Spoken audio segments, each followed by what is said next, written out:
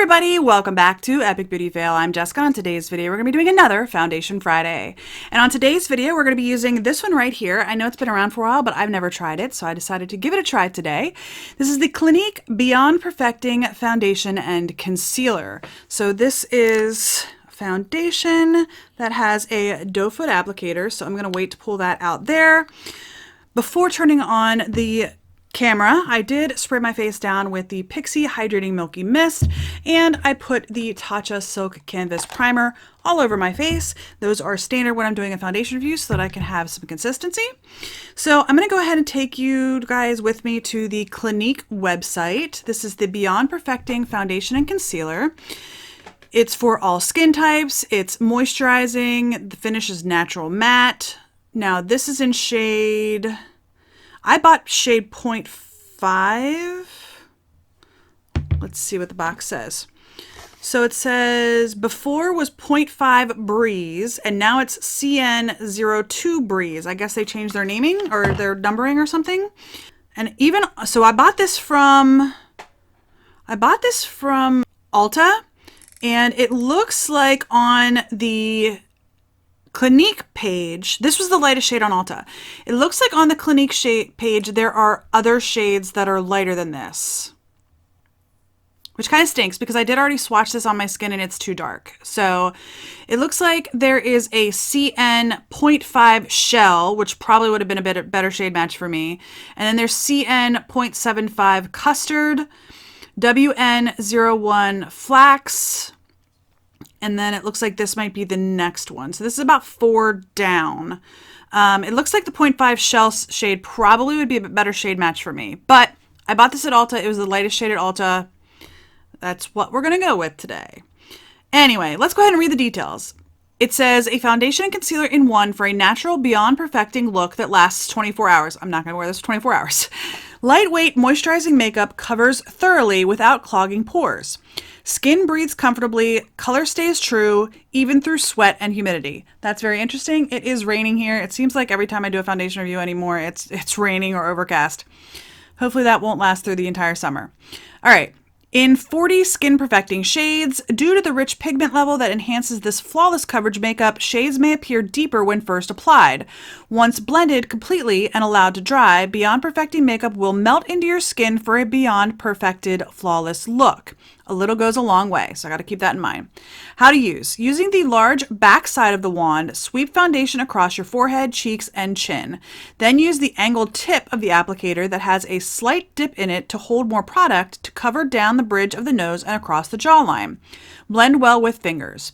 Finish by using the point tip to spot conceal any trouble areas under the eyes, around the outside of the nose, on top of blemishes. Pat and blend well with fingers. All right, I am going to use a brush and a sponge because that's typically how I will do a foundation review, and we're going to stick with that. So I'm going to use this. This is the It brushes for Ulta. Love Beautifully. Love is the foundation brush on the right side of my face, and I'm going to be using this sponge from, I believe, L'Oreal on the left side of my face. So I did get a concealer out of my collection.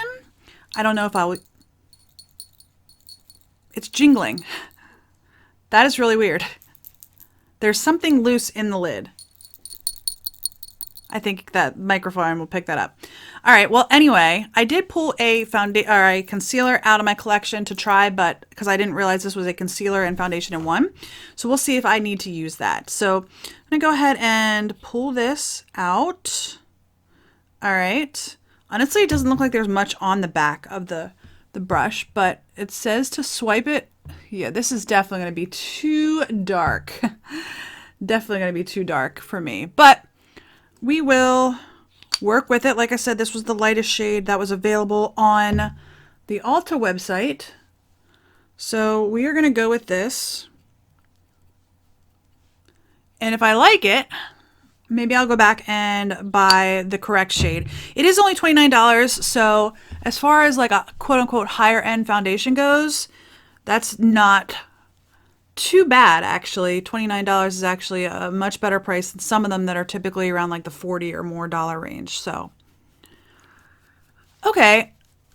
I didn't even have to speed that up because it blended in so quickly, but I don't feel like I got much coverage. So we're going to get more out of here. Like, I don't feel like I got almost any coverage at all. Go ahead and blend that in. Again, it just blends really, really easily. But it is orange for me, so definitely not my perfect shade match. But looking at it blended in, and actually that's what it said on the website, right? Once it's blended in, it might be better. All right, I'm gonna go on the sponge.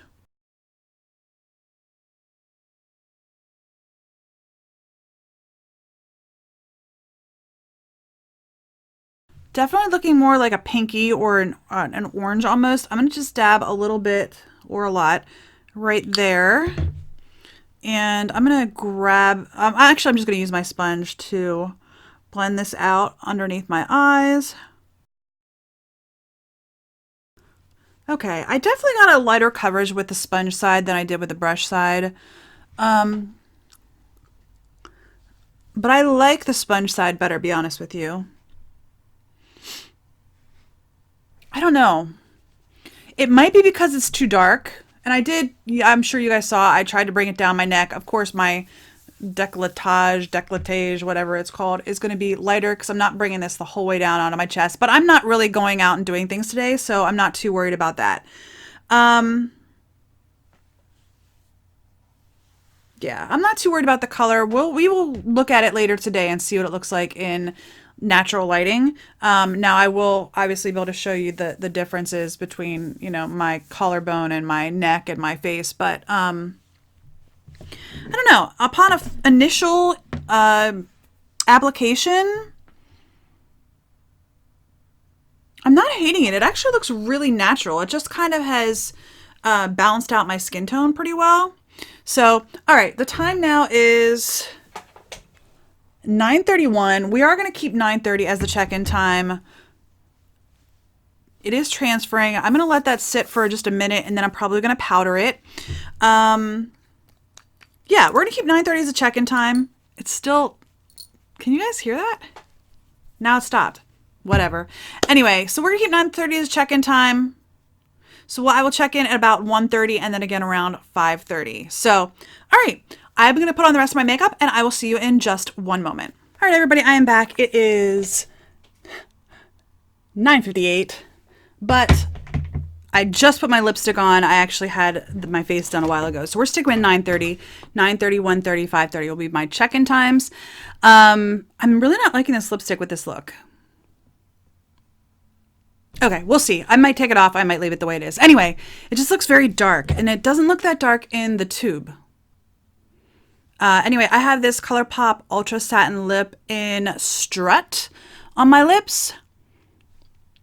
It's comfortable. It's just, it's really pulling very dark.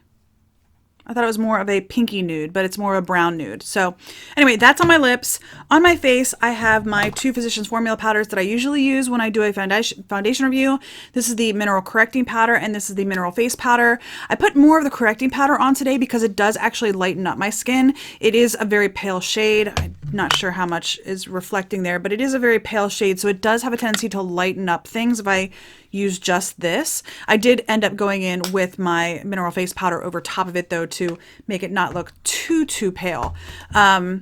Okay, and then I have my Take Home the Bronze from The Balm in Oliver on my cheeks. I have my Tarte Amazonian 12-Hour Clay in Party on my cheeks.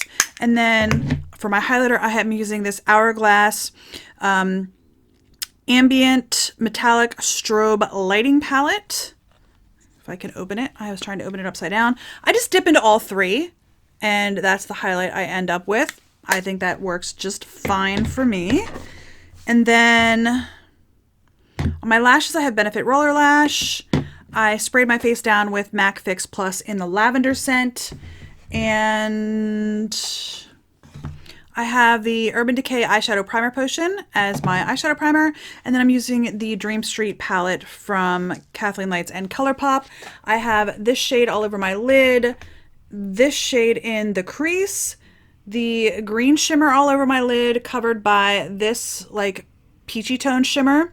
I have this pale shimmer in my inner corner, and my neighbor's just starting up their lawnmower, so sorry about that. And on my under eye, I have the coral shade with the brown shade beside it on my under eye. And I think that's everything.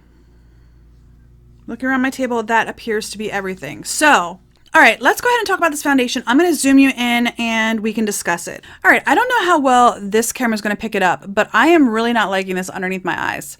It is really getting into my lines, which is why I did such a bright shade of eyeshadow underneath my eyes, because I figured that would draw the attention, not my lines. But it is really sinking into those lines. On my forehead, especially on this side, it is really sinking into that line as well. Now, I am curious on if maybe because I didn't use my fingers, that might be the reason why it's sinking into some of my lines a little bit more than on other areas. On my chin, I'm not real happy with it. It is starting to crackle up a little bit, not horrendously though, so I'm going to keep an eye on that as I go throughout the day. It's definitely in my blemishes, my pores around my mouth as well. So that's never my favorite look, but that's how my skin looks, you know? My nose, I think, looks good. I think the back portion of my cheeks looks good. I mean, other than where I have blemishes. So, oh, I did forget to say my brows. Where is it? I threw my brow product in with my brushes.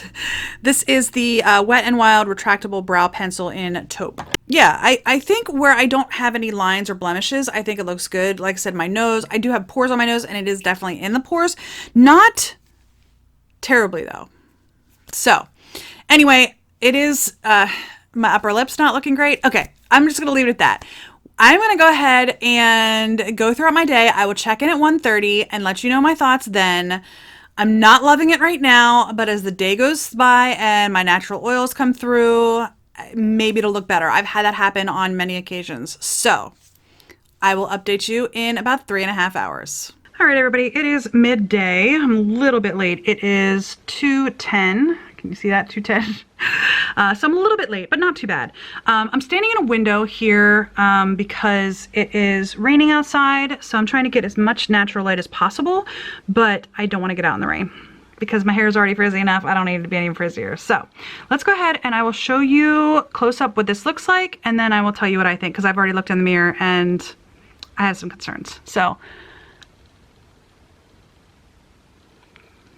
that's what my chin looks like.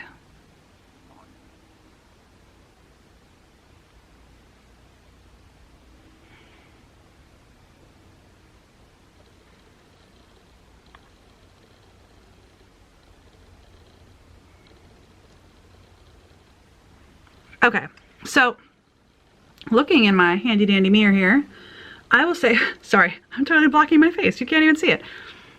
I am not real happy with the way this looks. I feel like it makes me look older than I am, which is never a good thing, at least as far as I'm concerned. Maybe you guys like looking older than you are, but for me, that's not particularly my favorite look. So my chin looks really bad. Right in here especially. I mean, I have a lot of texture on my skin. I just do. And it just looks bad. My other issue is like the way it's sitting in my lines. I mean, I have bags. I'm 40 years old. It's just the way it is, you know? But the way it's sitting in my lines along here, and then the line in my forehead, especially like right here, it's really sitting in that line. And I just feel like it is not looking very good. So, and I'm not even liking the way it's looking on my my upper lip. I'm not sure if it's going to focus enough to see that, but it's looking very textured on my lip. So, not real happy about, oops, I'm going to blind you. Not real happy about that, to be honest with you. So, 4.5 hours in, not my favorite look so far. So we'll see as it goes through the rest of the day. I just feel like it looks like it's sitting on top of my skin. It's making me look older than I am, and I'm not really liking it very much at all. So anyway, I will see you guys at about 5:30. All right, everybody, I am back. I am not too late, actually. It is 5:43, and I am taking a look at my foundation. It is a little bit shiny. It's actually a lot shiny. But the The good news is that John is in the room here with me, and he took a look at it, and he's like, hey, your foundation doesn't look too bad. Now, I am zoomed in as much as this camera will zoom in, or at least the lens on this camera will zoom in. And I've been looking in the mirror for like the last, I don't know, like 2 or 3 minutes. I am not as happy with it as I guess John says he is. I'm not happy with it on my chin. Now, it's not the worst that I've had on my chin for sure, but it seems to just be fading, if that makes sense. I feel like my nose is very, very shiny, and I feel like if I just touched my nose, it would just wipe entirely off. I did not like it as a concealer. Absolutely. I mean, maybe a face concealer, but under eye concealer, I did not like it. It just really got into my lines, and, you know, I don't want to emphasize that. That's not something that I'm interested in emphasizing, especially the lines underneath my eyes. But I do feel like my nose could get wiped off at any second. I feel like it's faded around my mouth. As far as the rest of my face goes, it's okay. It's just, it's very shiny. Now, it hasn't been super warm here today. I told you it's been raining and it's been, you know, humid and everything. Not very warm though. It's mid 60s, so it's not super warm right now. But I am definitely shiny. I don't know. I wouldn't say it's the worst foundation that I've ever tried. It's only, I think it was $29, I think was the price tag on it. I think I said earlier when I looked it up on the website. So it's not horrible. I actually bought it with a 20% off coupon. So I got it for what, like $23 for an ounce. Not horrible. I think if I use this again, which I probably will. John did say it looked kind of orange, but looking at it right now, I did bring it pretty far down my neck, but even on my, you know, collarbone and stuff, in this lighting, I don't feel like it's looking horrendous. It looks like I'm a little bit darker than my normal, you know, natural skin tone, because my natural skin tone is very, very fair, but I think it's okay. Like if I'm going out to a restaurant or whatever, most restaurants aren't like really brightly lit. I could probably get away with it pretty easily doing that. Yeah. I think if I were it again, though, I think that's where I was going, is I would just use less of the product and let more of the natural skin come through. I would probably put a little bit extra just on my cheeks to cover up my natural redness. But the rest of my skin, I think I would maybe just use a sponge to get the lighter coverage and let it look more natural, I think is what I will do the next time I use this.